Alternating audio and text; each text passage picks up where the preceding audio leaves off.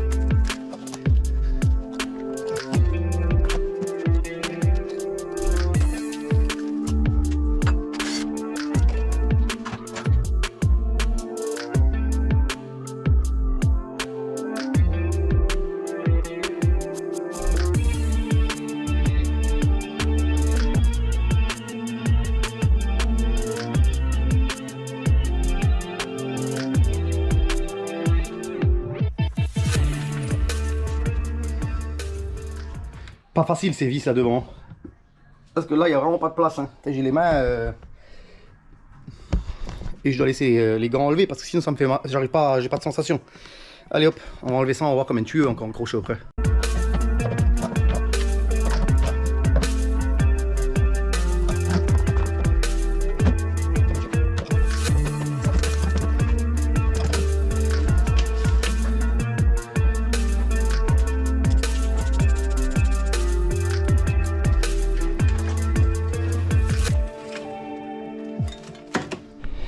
Galère cette admission là. Bon, je vais vous montrer un petit peu. C'est un moteur que je trouve quand même, architecture, elle est vraiment cool. Architecture de ce moteur. Donc je vais quand même vous montrer un petit peu comment que c'est. Comme ça vous avez peut-être une petite idée. Parce qu'il y en a qui ne savent pas forcément. Ceux qui connaissent le moteur, ils savent. Alors là on voit, quand on regarde les bougies, il y en a une qui est comme ça. Et il y en a une qui est comme ça dedans. Donc une comme ça, une comme ça. Pourquoi? Parce qu'il y a les cylindres, ils sont 1, 2, 3, 4, 5... et le 6e il est du côté. Donc ils sont décalés en fait, il y a une rangée ici et une rangée là. Donc du coup ceux-là, ils vont sur le cylindre du haut. Et c'est la même chose pour les injecteurs. Là on voit qu'il y a un injecteur ici qui va pour ce cylindre là qui est placé ici. Et il y a un injecteur ici qui est tout de suite là en dessous. Là on voit mon doigt derrière. Parce qu'il y a les soupapes qui sont direct là. Alors là on voit la soupape. Par contre si je prends l'autre à côté, on la voit au fond là-bas. Et si je continue, on la voit à nouveau là. Parce qu'il y a un cylindre qui est plus loin que l'autre. Donc forcément, le chemin il est plus long. Un il a un long cylindre, l'autre il a un court, l'autre il a un long. C'est ça qui est un peu bizarre sur ce moteur. C'est un peu comme sur les moteurs de Bentley, les W12, les W12 de chez Volkswagen, qu'il y a sur les Phaeton et tout ça. C'est aussi pareil. C'est la même conception. En fait, un W12, c'est 2 fois ça. Il y a 2 blocs, un d'un côté, un de l'autre. Bon, allez hop, on arrête de raconter des bêtises. On va continuer à démonter tout ça là. Distri, le carter d'échappement derrière. L'échappement, c'est pareil. Il y a un qui sort qui est court, un qui sort qui est plus long. Forcément, il doit être plus long parce que sinon, ils sont pas équalignes. Bon, après, c'est fait grossièrement d'origine. Allez hop, on continue.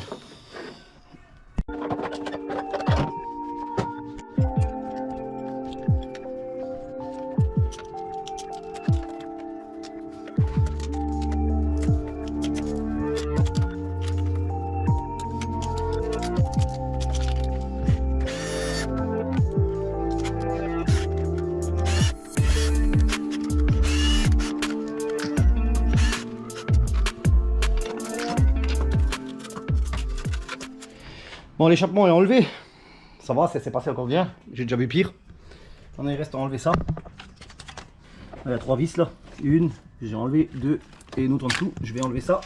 Une fois que j'ai enlevé ça, on va enlever le cache-cubuteur. Quand on aura le cache-cubuteur, je vais le placer dans son PMH. Avec la poulie en bas, je pense, avec la poulie d'ampère. Et ensuite, on va enlever la chaîne. Allez, je démonte la pipe d'eau là. Et on va voir ce qui se passe là déjà.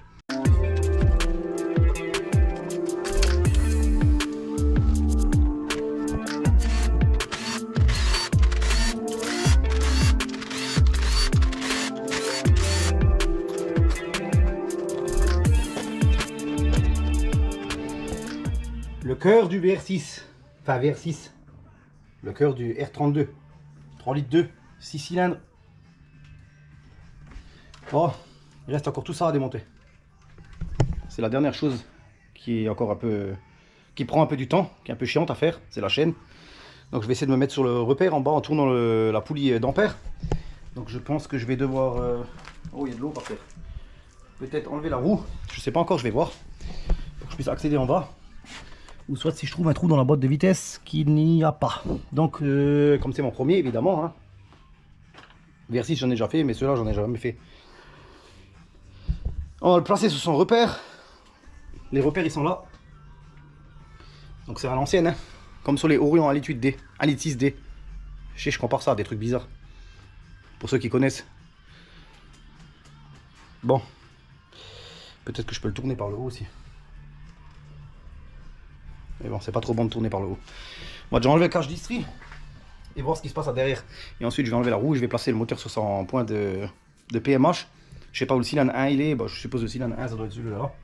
Le premier. Hein. Comme j'en ai jamais fait, je regarde rien, je fais ça et puis j'apprends sur le tas.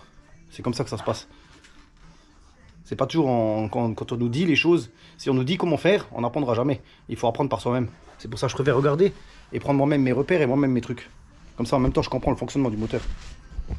Et on voit que c'est un moteur à linguer aussi, hein. Très important. Parce que le VR6, c'est pas un moteur à linguer, c'est un moteur à poussoir hydraulique. En dessous de l'arbre à cam. Allez hop, démontage du carter distri.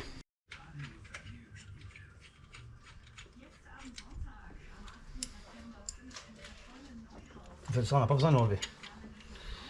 Je démonte des choses pour rien. Bon, après, je me rappellerai même plus où ça va.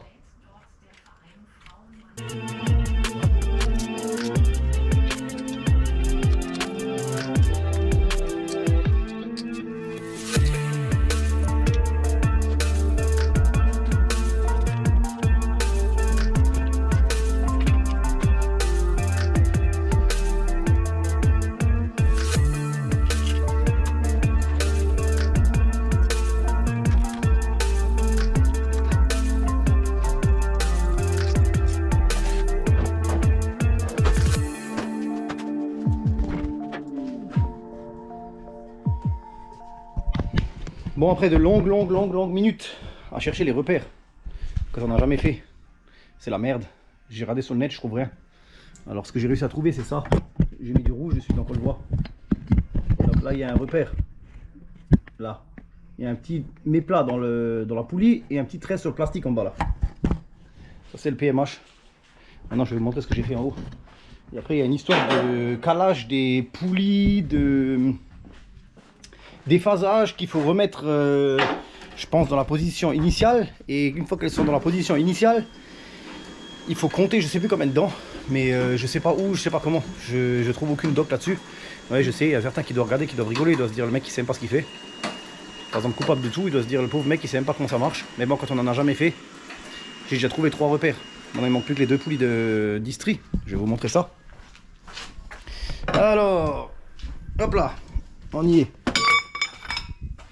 Là, j'ai calé ça comme ça, donc ça se cale droit, droit, en bas c'est droit.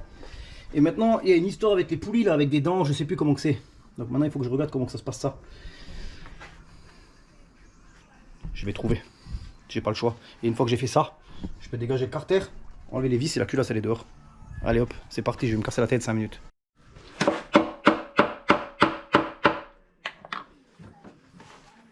La petite vis que j'ai oubliée. Là. Ici, j'ai oublié une petite vis là. Je vais enlever cette dernière vis et le carter il s'enlève.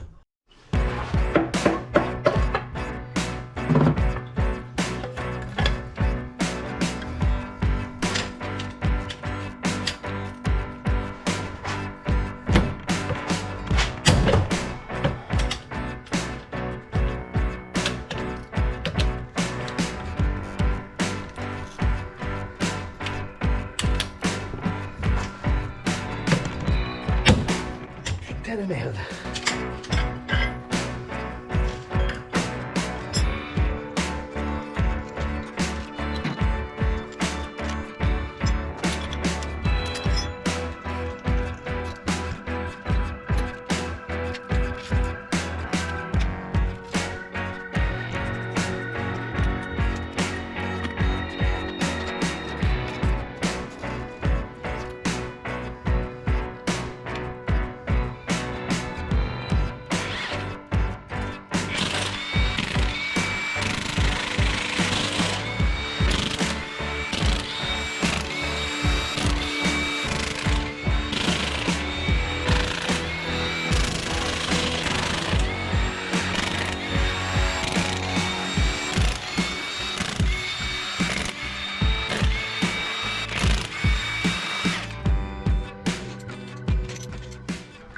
Allez, c'est le moment d'enlever la culasse.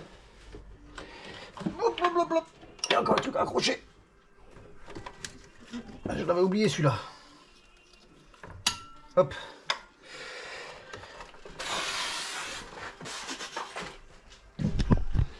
Ça y est, on y est. Le cœur du moteur. Maintenant, trouver de où est-ce que ça fuit. De où est-ce qu'il y a le problème de joindre culasse. Mais avant tout, avant de toucher à quoi que ce soit et de faire n'importe quoi, culasse elle est là. C'est l'heure de remplir la bétonnière. Pour vous, je suppose qu'il doit être, pour ceux qui regardent à l'heure, allez, je dirais 19h20. Pour moi, il est midi. C'est comme Retour vers le futur quand on regarde les vidéos. Hein. Il y a toujours un décalage avec quelque chose. Bon, allez hop, moi je vais aller manger un petit truc. Et ensuite, je vais faire une inspection pour voir où est-ce qu'il y a un passage de flotte qui peut passer, la compression qui peut rentrer dedans ou quoi. Donc je vais voir ça. Allez hop, c'est parti. Après manger, encore plus la flemme. Bon, je regarde là. Ça fait 5 minutes que je suis en train de regarder. Alors on voit, c'est noir, c'est noir, c'est noir. C'est un peu gris des côtés. Donc là, des côtés, c'est un peu gris. Et celui-là, là, quand on voit par rapport aux autres, c'est le seul qui est comme ça. Et je viens de voir ça là. Donc en voyant ça, je me suis dit que ça c'est pas tout à fait normal.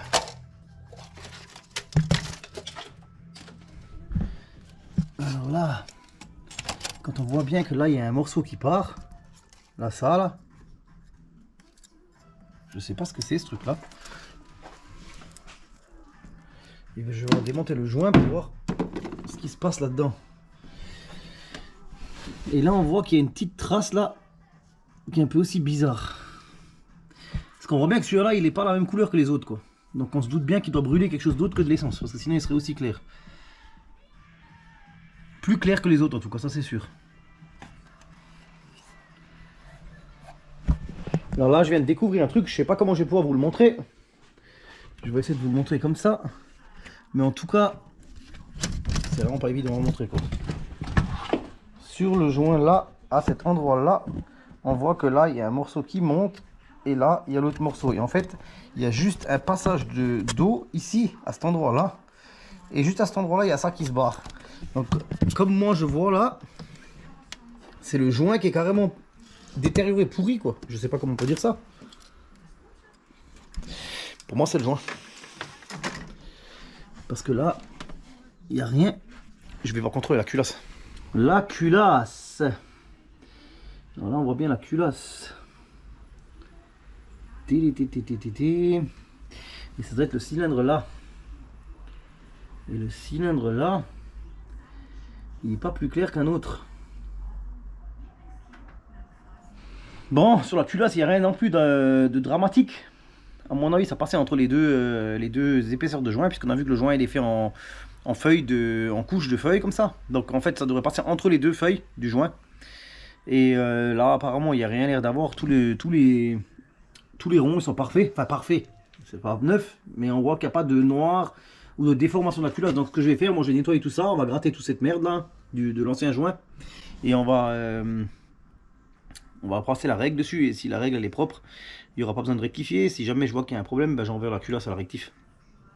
Donc maintenant, le plus important, mais bon, on voit quand même que là il y a bien du dépôt de, je sais pas ce que c'est comme merde. Donc ça lui fera pas du mal de nettoyer tout ça et de remonter tout ça propre avec du liquide neuf. Je pense que ce sera pas mal. Allez hop, on continue à nettoyer. Je sais plus où j'en suis resté. Il s'est passé quelques jours. Donc j'ai commandé toutes les pièces, filtre à huile, tendeur, joint d'échappement, tous les joints. Voilà, les joints d'échappement, les joints de culasse, les vis de culasse. Tous les joints sont là. Donc maintenant c'est le moment de nettoyer ça. Tout nettoyer, j'ai déjà enlevé les deux bagues. On va mettre un coup de nettoyage là-dessus, un coup sur la culasse. La culasse elle est là-haut. La culasse! Nettoyer tout ça et on va remettre la culasse, on va remonter ça pour voir si c'est bon. Le seul truc que j'ai trouvé moi sur le joint, c'était ça. Hein. Donc les petits, je vais vous le montrer. C'était ça là. Alors, les petits fils. Alors je sais pas si vous les voyez les petits fils. Là il y a un fil là. Là il y en a un. Et là il y en a un. Ici. Après je sais pas, c'est un peu bizarre. Mais bon, on va remonter tout ça. On va nettoyer tout ça, remonter tout ça et on va essayer. Allez hop, c'est parti.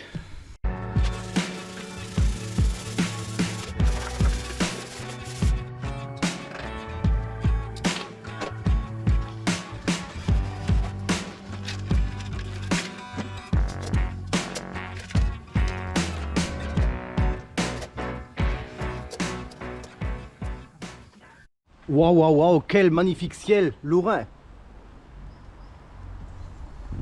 Silba métallique. Bon. C'est propre. C'est propre. C'est l'heure de reposer le gros bout d'alu sur ce bloc en fonte. C'est quand même rigolo comme moteur. Hein. Il y a un long conduit, un court. Un long, un court. Je sais, je vous saoule avec ça, mais moi ça me fait rire. Là il y a le court. Là il y a le long. Le long, quel nom. Bon allez hop, on repose ça là-dessus.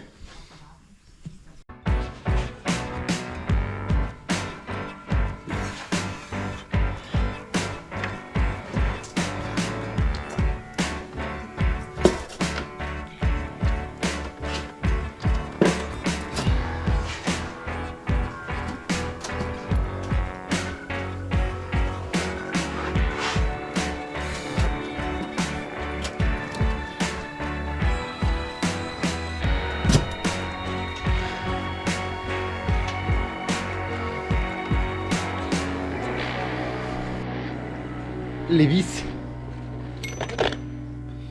vis qui sont courtes. et des vis qui sont plus longues. Alors les plus longues, elles vont au fond. Et les courtes, elles vont au milieu. Non, même pas. Alors les courtes, elles vont devant alors. Ah oui, elles vont devant, je raconte n'importe quoi. Allez hop, on met toutes les vis en place. Allez, je vous reprends, je remets tout ça dedans. Bon, je mets les vis en approche. Hein. Évidemment, je les serre pas. Hein.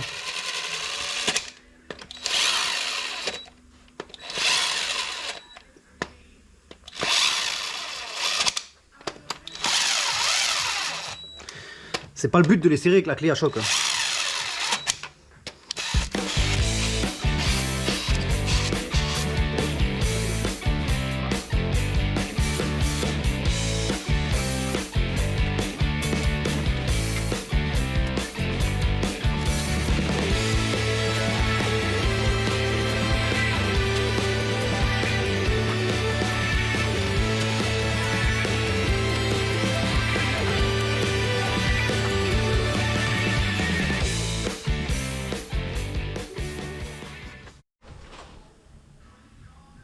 Admission.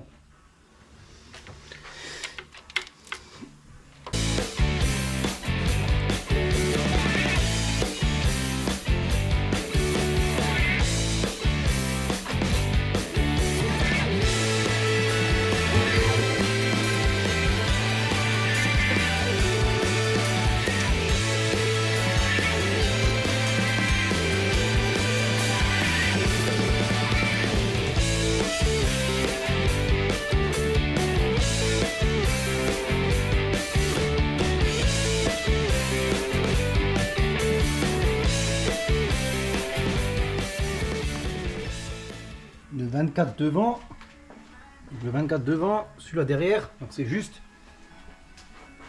Il faut que ça coïncide avec le maillon. Bon là on voit pas bien sur la caméra, mais c'est juste. C'est bon, on peut serrer la culasse, on peut tout faire. Tout monte, tout est en place. Il y a juste à serrer la culasse et resserrer toutes les vis. Allez hop, c'est parti.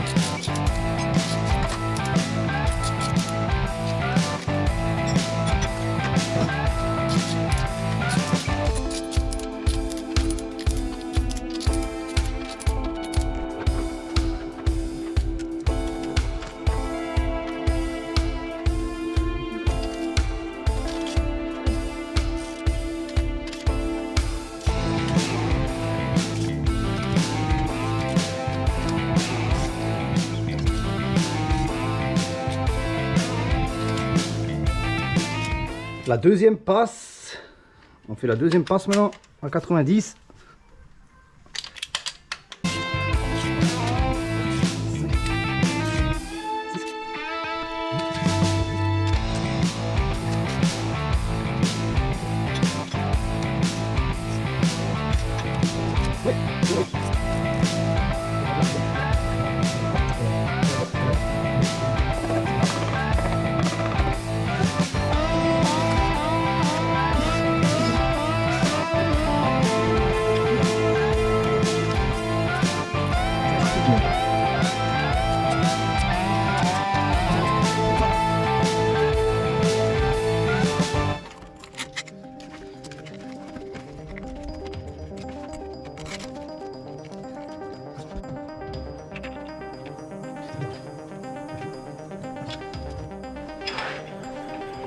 Ah merde, c'est pas ça.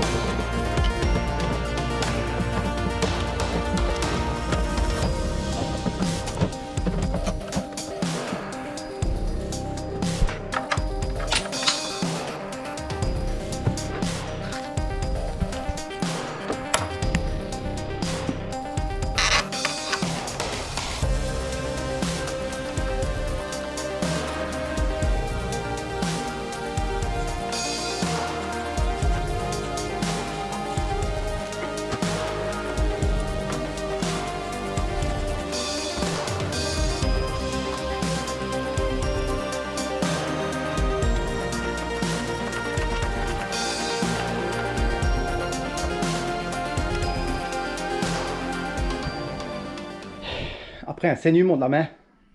Il faut aller serrer les vis qu'il y a là en dessous. Je ne vais pas passer cette étape horrible. Bon, on a vu, hein, j'ai mis un tendeur neuf derrière. Donc le tendeur de la distribution, je l'ai foutu neuf parce que je préfère mettre neuf là-dessus. Il est un peu faible, on va dire. Et donc du coup, c'est mieux de le mettre neuf. Là, on arrive tout doucement sur la fin. Et il reste 2 tournevis à mettre derrière. Et après, on va pouvoir essayer de voir si le moteur il est bloqué ou s'il tourne.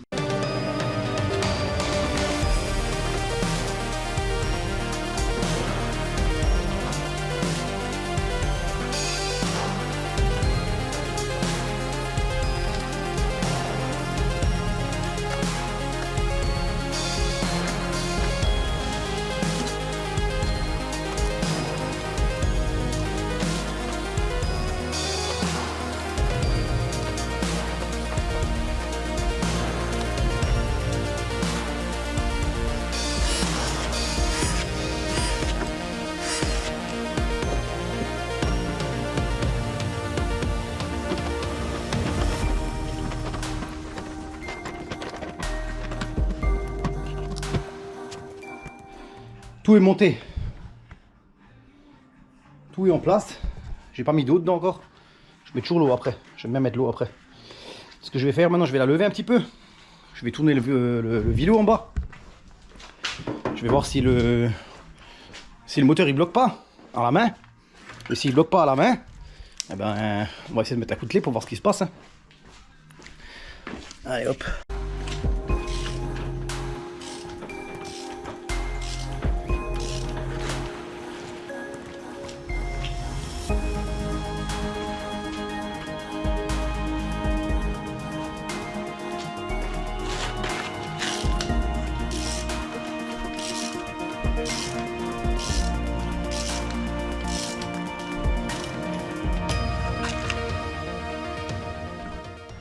J'ai oublié.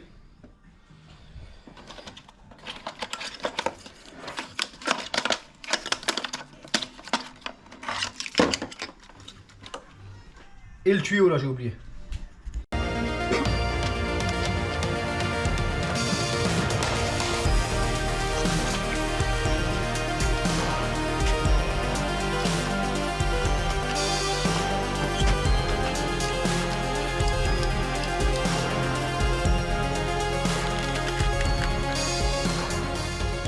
On y est arrivé. Je vous laisse seul avec la mécanique. Je vais tourner la clé. Et pour moi, c'est toujours dur ça. C'est toujours un moment un peu difficile. Allez, je vous laisse. Je suis en transe un petit peu.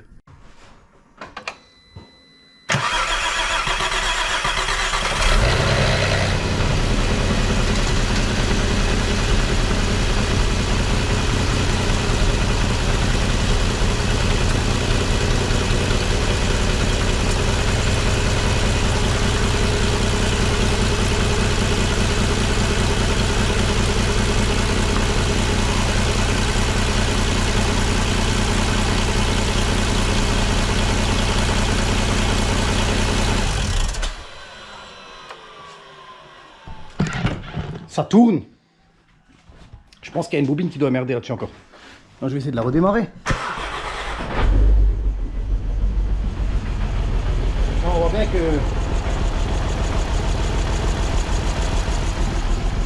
Je pense qu'il y a une bobine qui merde.